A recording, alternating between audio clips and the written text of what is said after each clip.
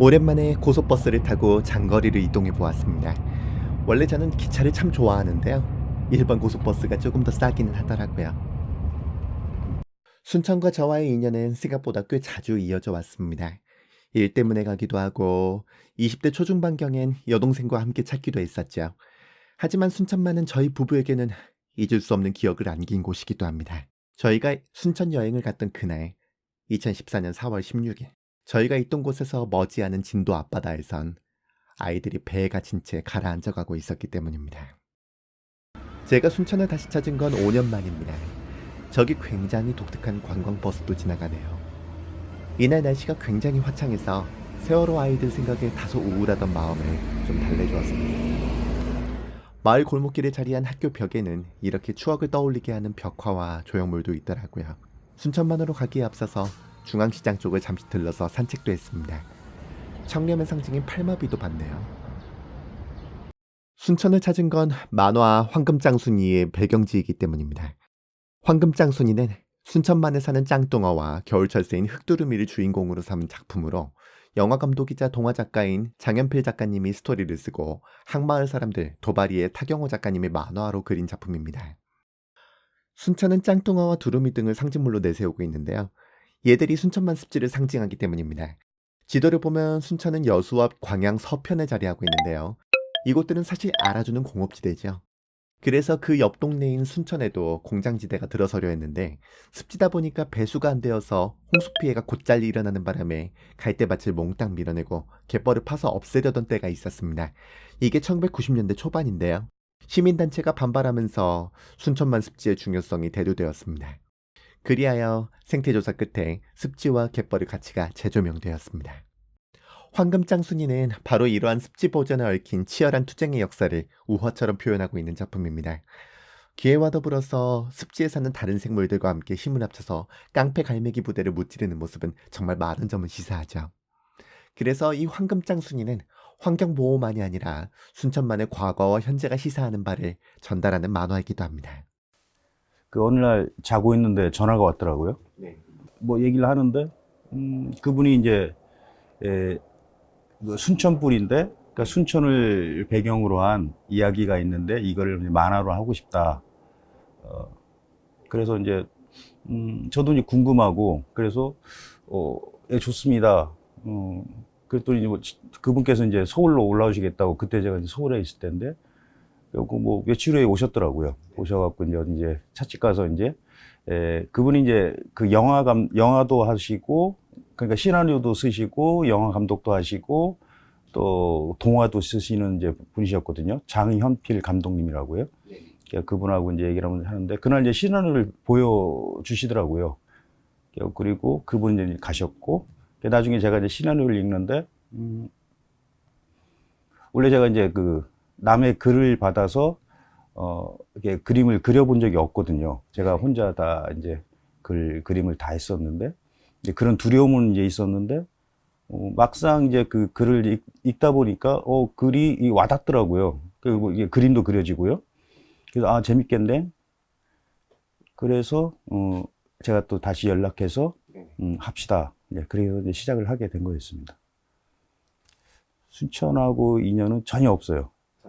예. 그때까지, 그러니까 순천을 가본 적이 한 번 있었어요. 그 뭐지, 순천대학교 그 만화과가 있어갖고 거기 이제 초청 강의 하러 한 번은 간 적이 있었고, 그리고 이 황금장순이의 이제 주 무대가 되는 그 갈대숲, 거기도 가보지도 못했어요. 그냥 신천 시내에서만 그냥 좀 놀다가 왔을 뿐이고요.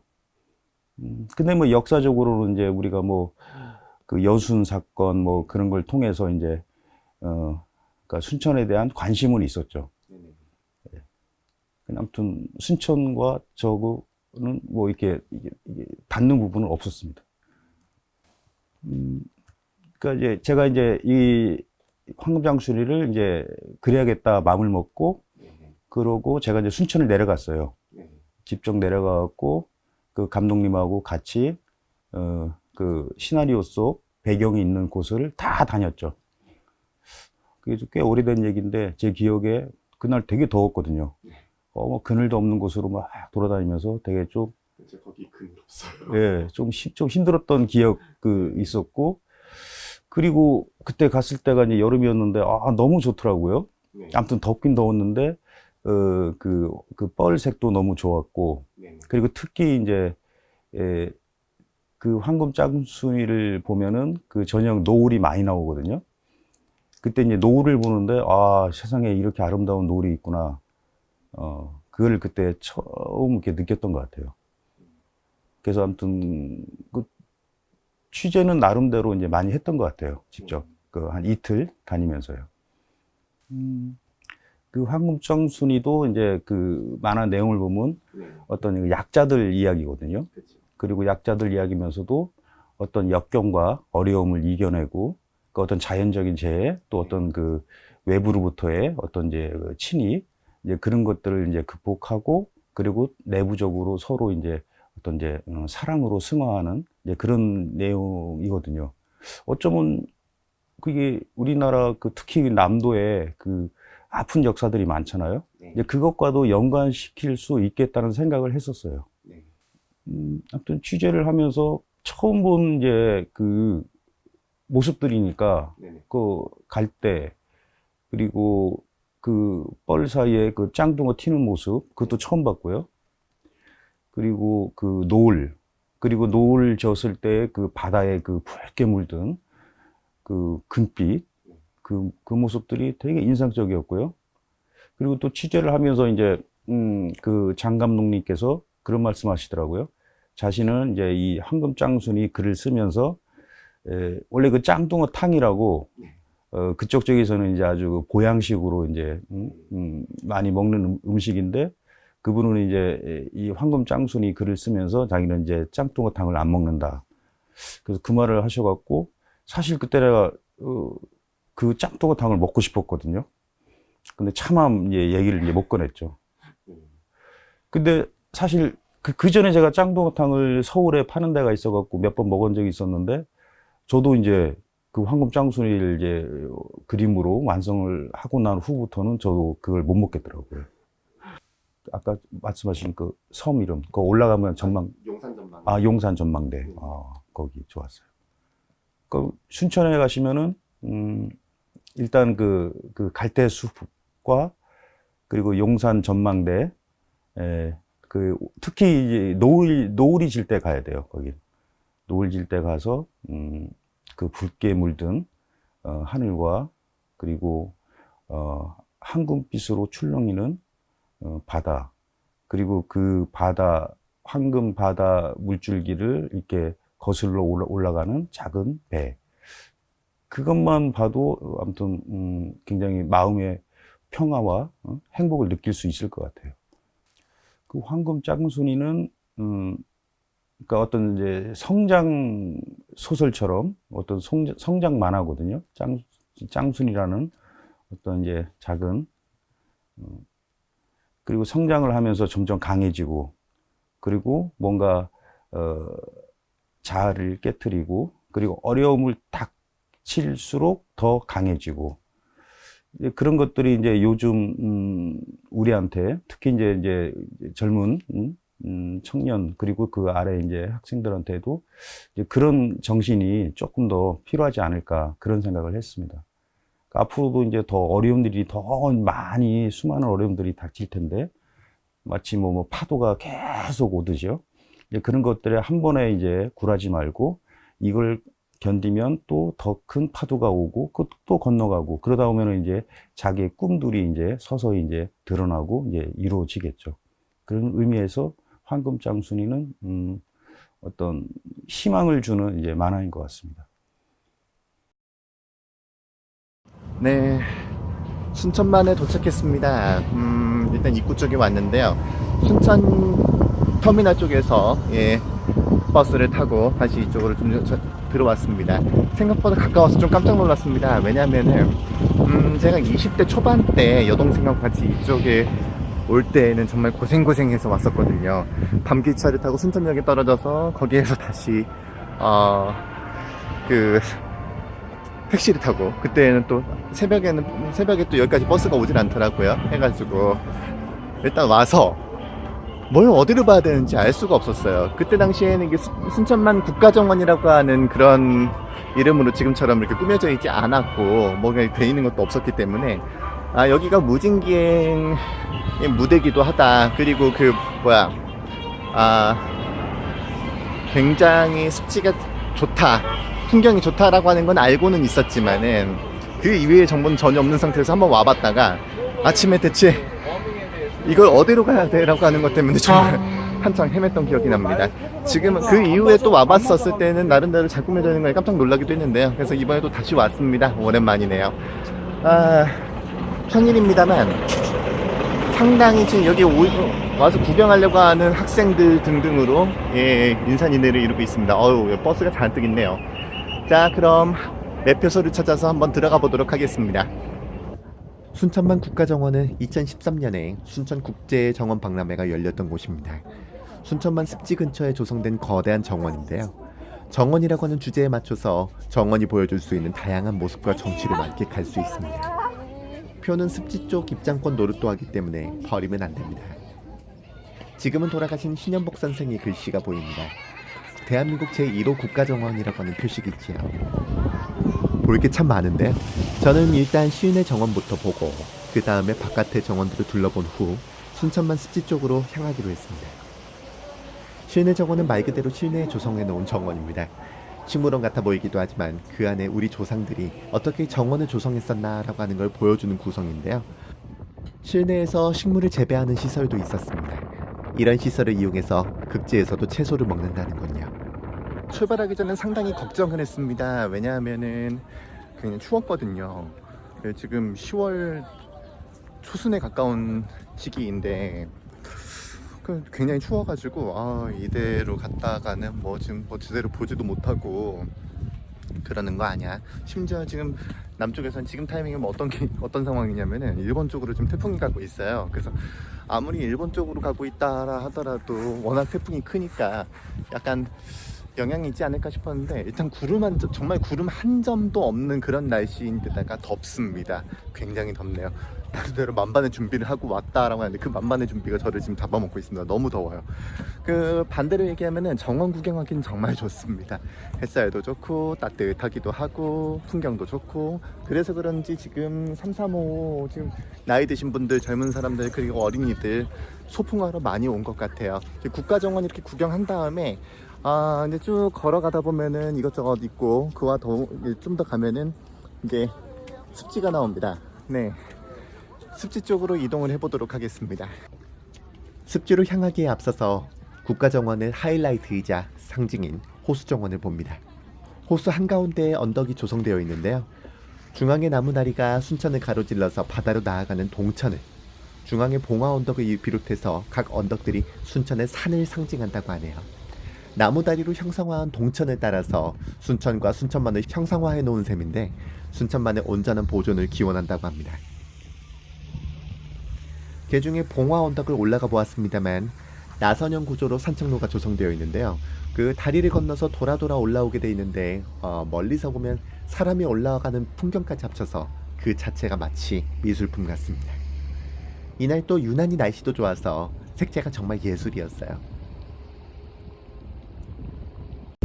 네, 순천만 국가정원 정가운데에 있는 큰 호수가 있습니다. 그 호수의 또 정중앙에 있는 봉화 언덕에 지금 올라갔다 왔습니다.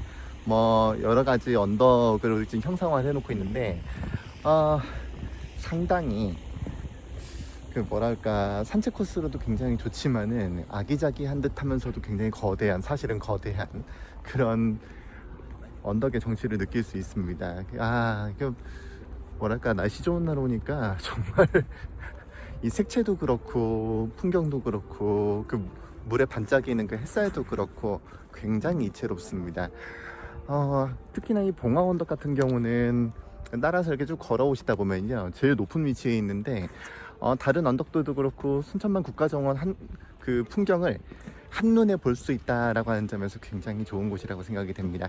일단 용산전망대 쪽으로, 그러니까 이제 습지 쪽으로 가기 전에 이곳을 한번 밟아 보신 다음에 그 다음에 이제 이동을 하시는 것도 하나의 방법일 것 같습니다.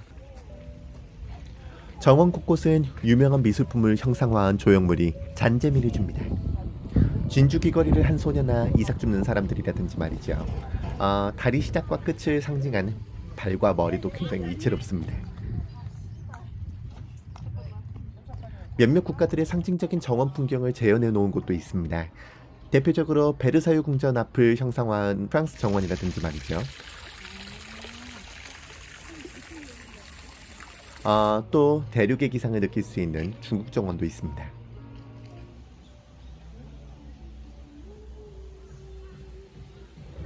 이 밖에도 여러 곳이 있습니다만 이제 슬슬 순천만으로 향하지 않으면 석양을 보기 어려울 것 같은 시간대에 접어들고 있어서 살짝 마음이 급해졌습니다.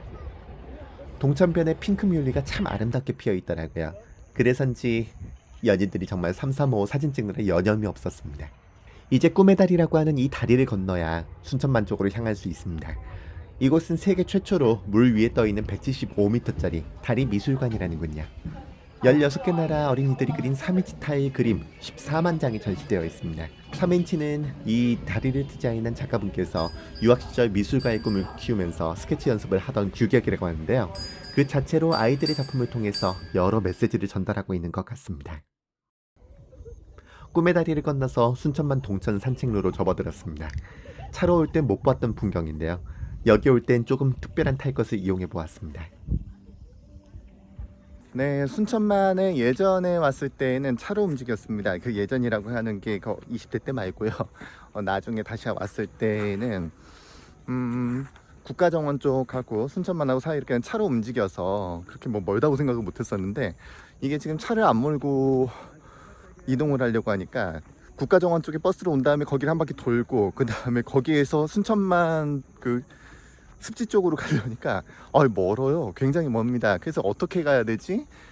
하다 보니까 스카이큐브라고 하는 게 생겼어요. 그래서 모노레일 비슷한 걸 가지고, 모노레일은 아니구나, 어쨌거나 좀 덜컹덜컹하는, 위전부 경전철보다 조금 많이 덜컹거리는 그런 큐브를 타고 한 8분 정도 움직여서 거기에서 다시 한 1km를 가면은 습지가 나온다고 합니다. 습지 입구가 나와요. 거기서부터 용산 전망대까지는 또 1시간 정도, 40분에서 1시간 정도 걸어야 되는 그런 거리입니다. 생각보다 오래 걸어야 되는데요.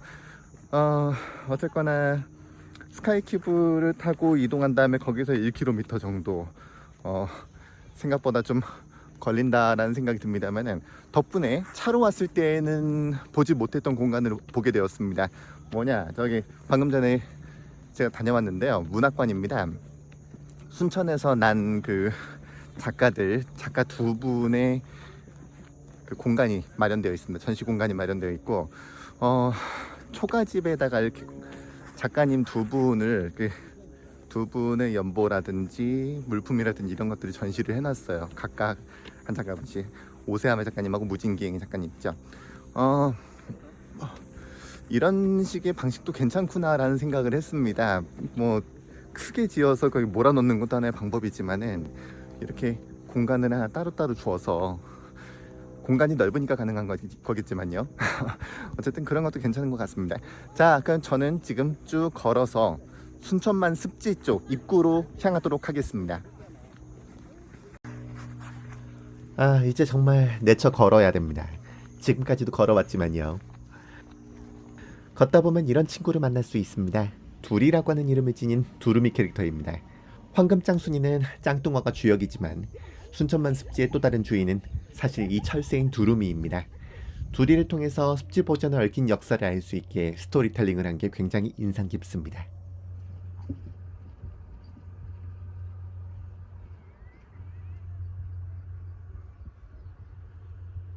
네, 입장권을 끊고, 정확하게는 뭐 저쪽 국가정원에서 끄는 표를 가지고 여기에서 이제 통과를 할 수 있는데요. 어쨌든 그 매표소를 지나서 이제 쭉 가고 있습니다. 지금 눈앞에 보이는, 저 앞에 보이는 다리를 건너면 그쪽부터 이제 갈대의 숲이라고 하고요. 지금 보는 오른쪽에 보면요, 가는 방향으로 오른쪽에 보면은 주차장이 있습니다. 보통은 그러니까 만약에 순천만만 보고 싶다라고 하면, 습지만 보고 싶다라고 하면은 저쪽으로 와서 바로 진입을 할 수 있다라고 할 수 있겠습니다. 지금 보면 재밌는 게, 쭉 걸어가면서 동천의 주변으로 해가지고 갈대숲이 이미 좀 보이고 있고 네 그렇습니다. 해가 좀 뉘엿뉘엿하고 있기 때문에 이제 슬금슬금 빨리 걷지 않으면 왠지 안 되겠다라고는 위기감이 들긴 합니다만은 그래도 지금 햇빛이 이렇게 내려앉으면서 빛깔이 좀 묘하게 또 예뻐요. 그리고 무엇보다도 지금 10월 정도에 오는 것도 굉장히 괜찮구나. 네, 남쪽이라 그런지 더 춥지도 않고 굉장히 오붓한 느낌으로 이 공간을 볼 수가 있습니다. 그래서 그런가요? 지금 눈앞에 연인들이 굉장히 많습니다.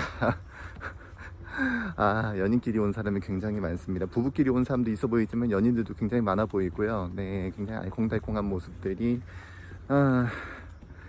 야, 연애하기 좋은 곳이구나. 여기 연애질하기 좋은 곳이구나 라고 하는 거를 새삼 느끼게 해줍니다. 아, 좋은 풍경입니다. 네, 저는 지금부터 계속 쭉 걸어서 순천만 습지와 그리고 용산 전망대 쪽으로 향하도록 하겠습니다. 동천을 둘러싼 시야가 넓어질 때쯤이면 무진교가 등장합니다. 네, 무진기행의 그 무진이네요. 이곳이 아까 멀리서 보였던 그 다리입니다. 여기 지나면 갈대숲 탐방로가 나오는데요.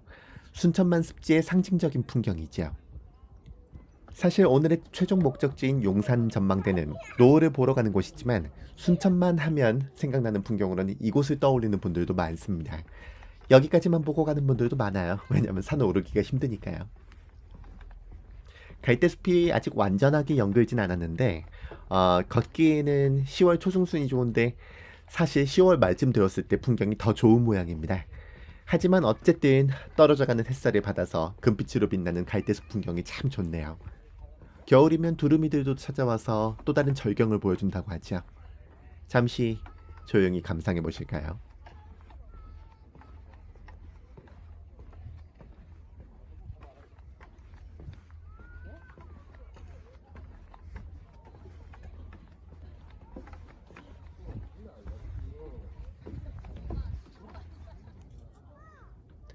워낙에 긴 코스라서 중간중간 저렇게 위자로 쉼터를 조성해 놓고 있기도 한데 진짜 그림 같죠? 조금 더 가보면 짱뚱어 다리라는 곳이 나옵니다. 이곳에서 짱뚱어들을 만날 수 있습니다. 사실 어지간히 큰 망원 렌즈 아니면 이 작은 녀석들을 촬영하기는 정말 쉽지 않습니다만 그래도 한번 찍어보았는데요. 잘 관찰해 보시면 보입니다. 저기 곰실거리는 길도 보이죠?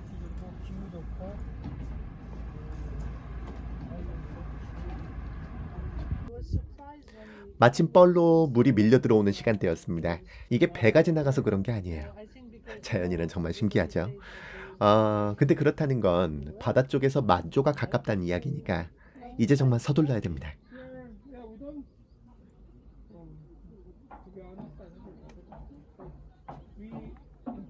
되게 조그만 짱뚱어도 있어요.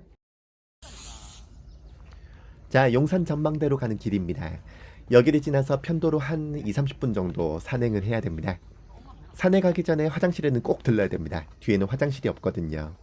여기가 바로 마지막 화장실입니다. 출렁다리를 지나면 본격적인 산행입니다. 별로 안 높다고 생각할 수 있지만 여기까지 온 사람들은 이미 꽤 걸어왔던지라 꽤 힘겨워하는 게 역력합니다. 전 하필 얼마 전 갔던 여행에서 바닷물에 운동화를 적시는 바람에 이번에는 구두를 신고 갔거든요. 너무 힘들었어요. 명상의 길과 다리 아픈 길이 있는데 굳이 다리 아픈 길로 가려는 사람은 없어 보입니다. 저기 저분도 난간을 붙잡는군요.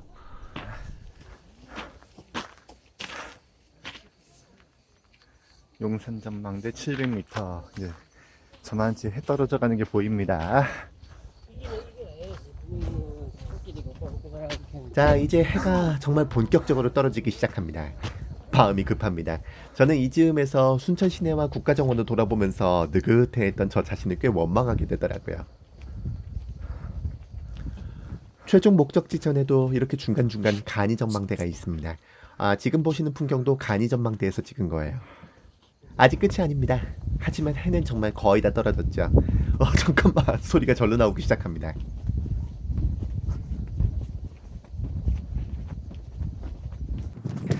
다른 분들도 마음이 마찬가지인지라 저기 앞에 가는 분들의 걸음도 꽤 바쁩니다.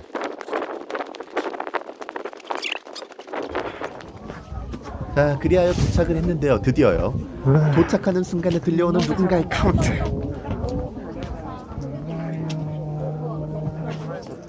간다, 진짜 간다. 남자님 와, 없어졌다. 오. 멋있다. 갑시다.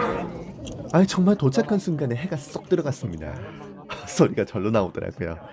아 정말 인생은 타이밍, 여행은 타이밍, 촬영도 타이밍 싸움이라고 하는 걸 새삼 느끼게 해줍니다. 아쉽게도 해 떨어지는 걸 정확하게 담진 못했습니다만 그럼에도 순천만은 정말 멋있었습니다. 이 근처가 집이라고 하는 분이 들어오는 물의 양을 비롯해서 수로의 모양이 좀 더 좋은 때가 10월 말이라는 팁을 전해주시더라고요. 언젠가 그 타이밍에 다시 한번 방문할 것을 기약합니다.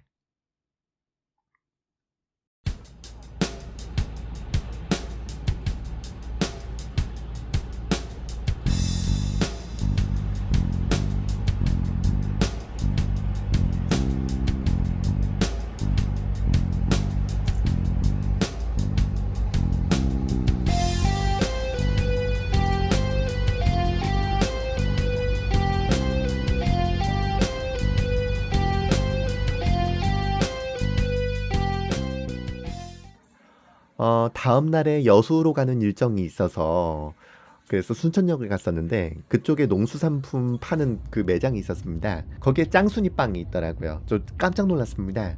이 짱순이가 그 짱순인가는 모르겠는데요. 계약 관계는 잘 모르겠으니까. 그렇지만 어쨌든 꽤 반가웠어요. 짱순이라는 이름을 지니고 있는 짱뚱어 빵이라니 말이죠. 맛은 어땠냐라고 하면은 속에 이렇게 앙금이 있습니다. 꽤 맛있었어요. 2개에 3,000원이었습니다. 한 상자 사기엔 너무 비싸서 딱 2개만 먹었는데요. 다음 기회에 또 한번 먹어보고 싶네요.